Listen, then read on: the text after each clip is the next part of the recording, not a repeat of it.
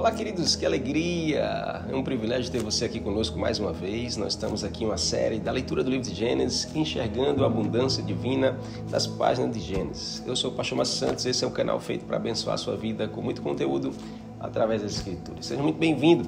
Nós chegamos ao capítulo 20 do livro de Gênesis.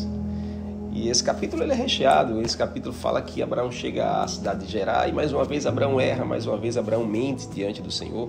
E a gente vê ali as consequências, a gente vê o agir de Deus, mas acima de tudo o propósito de Deus prevalecendo, ainda que as circunstâncias não sejam tão favoráveis. Então, fica conosco na leitura, já pega a tua Bíblia, pega a tua caneta, teu caderno para fazer as tuas anotações. Seja muito bem-vindo a esse canal.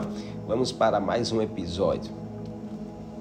Antes de a gente poder fazer a leitura aqui, o estudo, eu quero que você possa se inscrever nesse canal, aperta aqui embaixo, inscreva-se, faz parte dessa família. Se você já é inscrito, então interage bastante, é muito importante que você comente, dê o teu like e envie esse vídeo para o maior número de pessoas possíveis. Capítulo 20 de Gênesis. Abraão mente para Abimeleque, rei de Gerar. Abraão se mudou para Neguebe, ao sul, permaneceu por algum tempo entre Cádiz e Sur e depois seguiu até Gerar.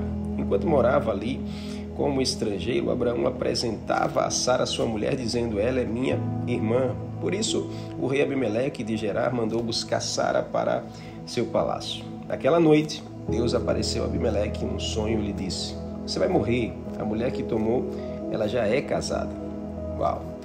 Que poderoso aqui nesse capítulo 20 de Gênesis narra o episódio em que Abraão, por medo, mais uma vez, repetindo aquilo que ele já tinha feito, repetindo o erro, apresenta Sara como sua irmã ao rei Abimeleque, rei de Gerar, e levando uma intervenção divina para proteger a Sara e preservar a aliança. Apesar da falha de Abraão, a abundância divina é revelada por meio da proteção de Deus, da misericórdia de Deus, da provisão e, acima de tudo, da restauração do Senhor, demonstrando graça mesmo em meio às fraquezas humanas. Esse é o Senhor que nós estamos lendo aqui nesse livro de Gênesis. Deus estabelecendo padrões, princípios e mostrando, acima de tudo, que ainda que a fraqueza humana, as fragilidades humanas, as limitações humanas não interferem no poder, na graça, na bondade e na abundância do Senhor.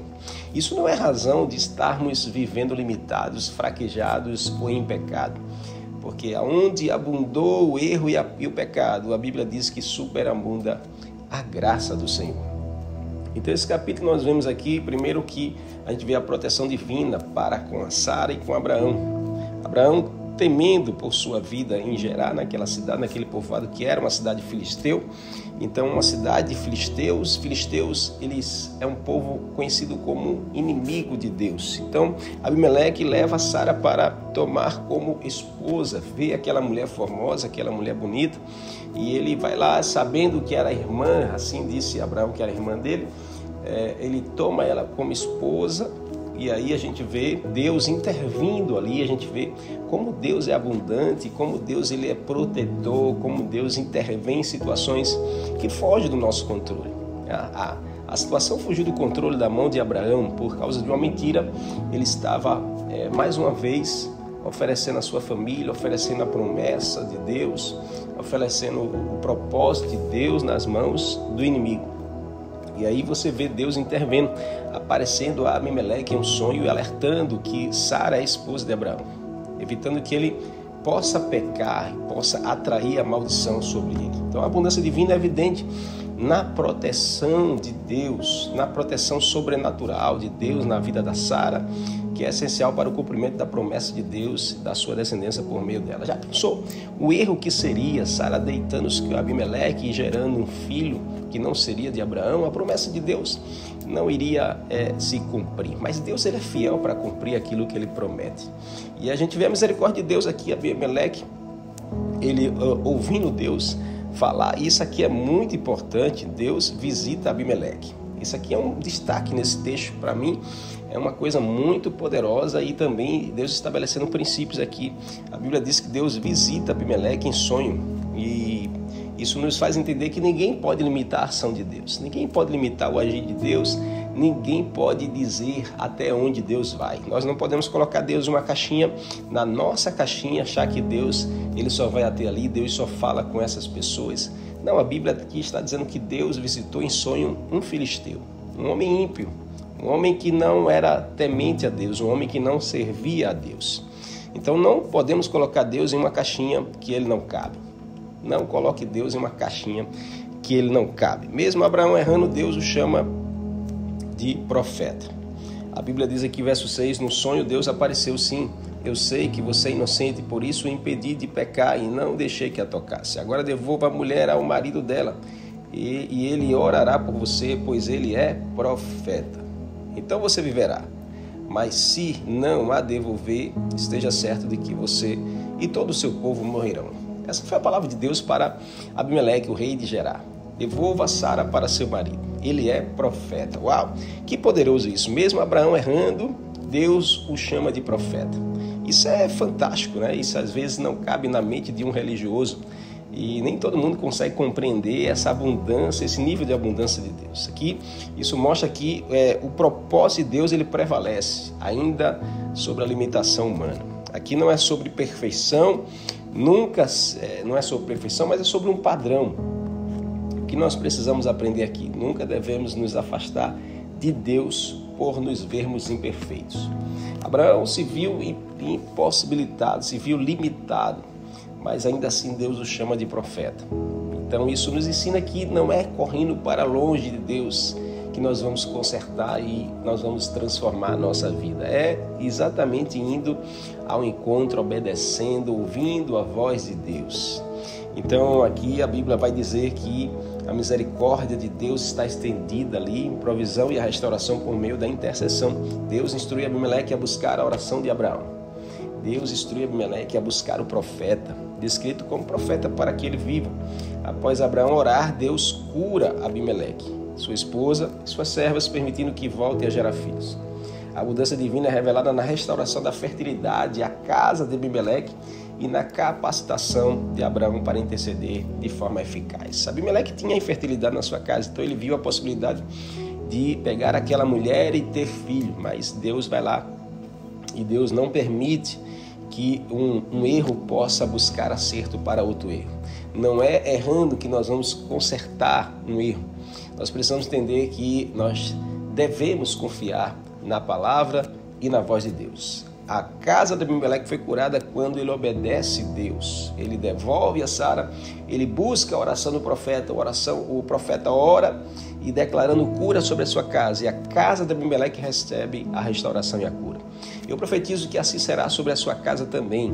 Eu não sei qual é a área que a sua família precisa de cura, eu não sei qual é a área que a sua família precisa de restauração, mas eu sei que hoje, se você buscar ouvir Deus através dos profetas, buscar ouvir ao Senhor, receber uma oração profética, eu creio que a cura chegará na sua família, eu creio que a restauração alcançará você e a sua casa. Você pode escrever um amém e um glória a Deus se você crê nessa palavra, em nome de Jesus. Aqui a real tentativa de justificativa, porque a gente vê o texto começa dizendo, quando Abimeleque chama Abraão e pede a Abraão uma justificativa daquilo que ele tinha feito. Verso 11 diz que Abraão respondeu: pense comigo, esse é um lugar onde ninguém teme a Deus, e vão me matar para ficarem com a minha mulher. Além do mais, ela é de fato minha irmã por parte de pai, mas não de mãe, e eu me casei com ela. Quando Deus me chamou para deixar a casa do meu pai e viajar a um lugar para o outro, eu disse a ela: faça-me esse favor, por onde formos, diga que eu sou seu irmão. Abraão aqui tentando dar um jeitinho, dando uma justificativa para uma mentira. Não se justifica uma mentira, não se justifica uma falsa verdade. Abraão dá meia verdade aqui, dizendo que Sara era sua irmã por parte de pai. Culturalmente falando, sim, porque vem de uma mesma geração, né? Todos vieram de Adão e Eva. Mas geneticamente não. Abraão tenta disfarçar a sua mentira com uma meia verdade. Mas nós não vamos consertar um erro usando de meia verdade. Nós precisamos ser sinceros, nós precisamos abrir o nosso coração, falar a verdade diante dos olhos de Deus. Só Ele é capaz de restaurar, curar, perdoar e nos libertar das falhas e dos erros, para que a gente possa experimentar de algo novo. Então isso aqui, mesmo Abraão errando, Deus vai lá e chama de profeta, né? E a justificativa de Abraão aqui é esconder sua intenção de enganar. Uma meia-verdade não é verdade. Uma meia-verdade não é uma verdade. Ele julgou as pessoas e logo estava errando. Abraão disse: olha a palavra de Abraão, pensei comigo, esse é um lugar onde ninguém teme a Deus. Uau. Ele julgou ali que ninguém temia a Deus, só que ele vê Abimeleque, mesmo um rei filisteu, ele temeu a Deus quando visitou em sonho. Então aprenda esse padrão, não julgue ninguém aos seus próprios olhos. Isso é muito perigoso, porque quando você está julgando assim como Abraão, ele estava errando. Quando a gente julga segundo nossos conceitos, nosso olhar, e o mundo hoje está cheio de juízes que julgam segundo as suas próprias verdades, e muito se julga e pouco se olha para si mesmo. Quando a gente quer julgar alguém, antes a gente precisa olhar para nós mesmos. Então, quer um conselho? Para de julgar as pessoas. Comece a olhar para a sua própria vida, conserte, busque em Jesus o conserto, a transformação, a mudança que você e a sua família precisa. Antes de apontar, olhe para si mesmo. Assim foi a palavra de Jesus, né? Quem pode tirar uma argueira, apontar o argueiro que está no olho do seu irmão, se antes não tirar a trave que está no seu? Verso 17, o capítulo termina falando sobre o papel de profeta que aparece pela primeira vez na palavra aqui, através de Abraão. Verso 17 diz: então Abraão orou a Deus e Deus curou Abimeleque, sua mulher e suas servas, de modo que pudessem ter filhos, pois o Senhor havia tornado estéril todas as mulheres do harém de Abimeleque, por causa do que tinha acontecido com Sara, mulher de Abraão. Deus curou aquela casa, Deus deu fertilidade, Deus fez com que eles pudessem gerar. Assim eu profetizo, será também sobre a sua casa, sobre a sua família. Receba esse toque do Senhor de cura, de restauração sobre a sua vida, sobre a sua casa. Tome posse disso hoje, em nome de Jesus. Espero que você tenha sido abençoado com essa mensagem. Te espero no próximo episódio. Até lá!